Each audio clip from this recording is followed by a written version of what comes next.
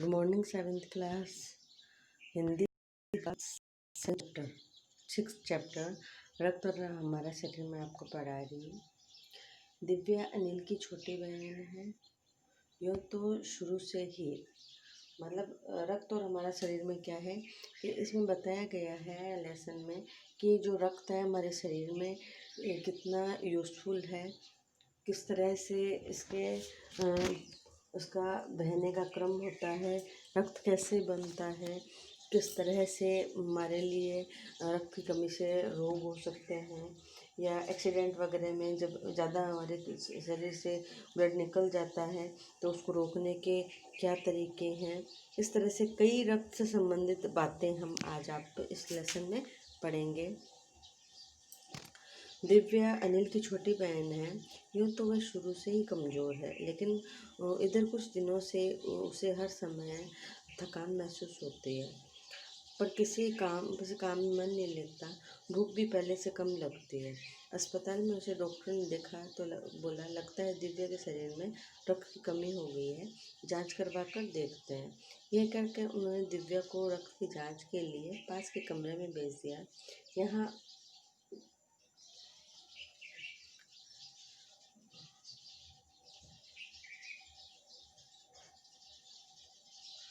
यहाँ अनिल को अपनी ही जान पहचान की एक डॉक्टर दीदी दिखाई दी। डॉक्टर दीदी ने कहा, कहो अनिल कैसे आना हुआ। अनिल ने बताया कि डॉक्टर ने दिव्या को खून की जांच के लिए आपके पास भेजा है। इतना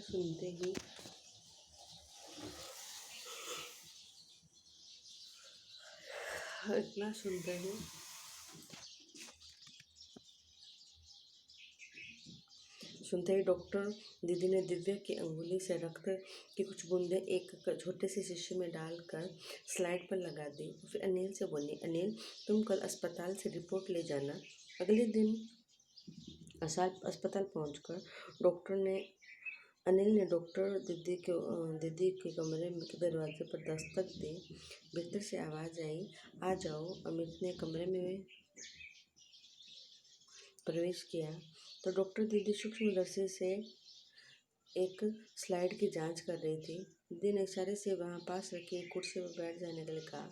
स्लाइड की जांच पूरी होने पर डॉक्टर दीदी ने हाथ साबुन से धोए और तौली से पोंछते हुए बोली, अनिल दिव्या को एनीमिया है, चिंता की बात नहीं है, कुछ दिन दवा लेगी तो ठीक हो जाएगी। अनिल के मन में जिज्ञासा हुई और बोला, दीदी एक समस्या है, पूछूं? हाँ क्यों नहीं। अनिल डॉक्टर दीदी ने कहा, एनीमिया से आपका क्या मतलब है दीदी? हमने पूछा। यह जानने के लिए तुम्हें रक्त के बारे में जानना होगा, डॉक्टर दीदी ने कहा। फिर बोली, अनिल देखने में रक्त लाल द्रव्य के समान दिखता है, किंतु इसे सूक्ष्मदर्शी के द्वारा ही देखा जा सकता है। इसे सूक्ष्मदर्शी द्वारा देखें तो भानुमति के पिटारे से कम नहीं लगता। मोटे तौर पर से दो भाग होते हैं, एक भाग जो तरल है जिसे हम प्लाज्मा कहते हैं, और दूसरा वह भाग जिसमें बड़े छोटे कई तरह के कण होते हैं, कुछ लाल, कुछ सफ़ेद, कुछ ऐसा जिनका कोई रंग भी नहीं होता है। इसे हम क्या कहते हैं? बिंबाणु कहते हैं। इतना कहकर डॉक्टर दीदी ने सूक्ष्मदर्शी के नीचे एक स्लाइड लगाई, उसे फोकस किया और बोली, देखो अनिल सूक्ष्मदर्शी द्वारा जो तुम्हें कण दिखाई दे रहे हैं ये लाल रक्त कण होते हैं। स्लाइड देखकर आश्चर्य से उछल पड़ा अनिल।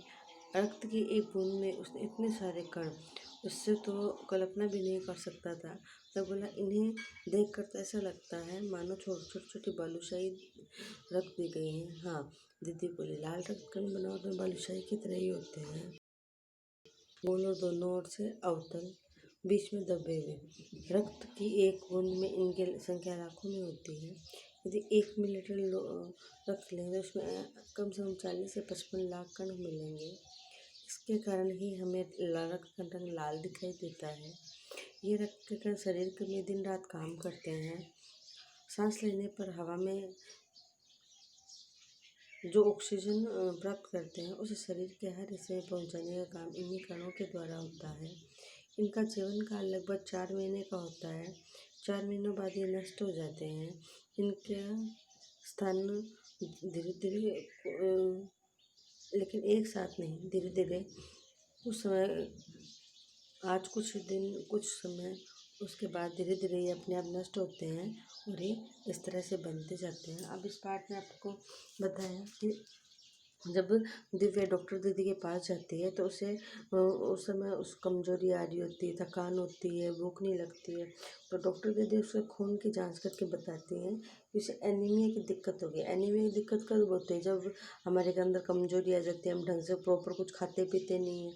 उस वजह से तो क्या था, उसे उसे एनीमिया की दिक्कत हो गई थी। और उसके लिए फिर डॉक्टर दीदी बोलते हैं कि इसको डरने की बात नहीं है। जब ये अच्छा खाना खाएगी, ठीक है, अच्छा खाने का मतलब है वही दूध लेगी, ठीक है, फल फ्रूट खाएगी, हरी साग सब्जियाँ खाएगी, उससे क्या होगा, जो इसके शरीर में खून की कमी है वो सही हो जाएगी।